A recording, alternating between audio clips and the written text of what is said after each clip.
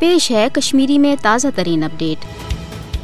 मकबूज जोम तो मज भारत रियासती दहशत गर्दी बदस्तूर जारी। भारतीय कबिस फौजस हरगाह armed forces special power act किन कशरन हज नस्ल कुशी बापत गोड़े हदरस खसूसी इख्तियार दिन आमत।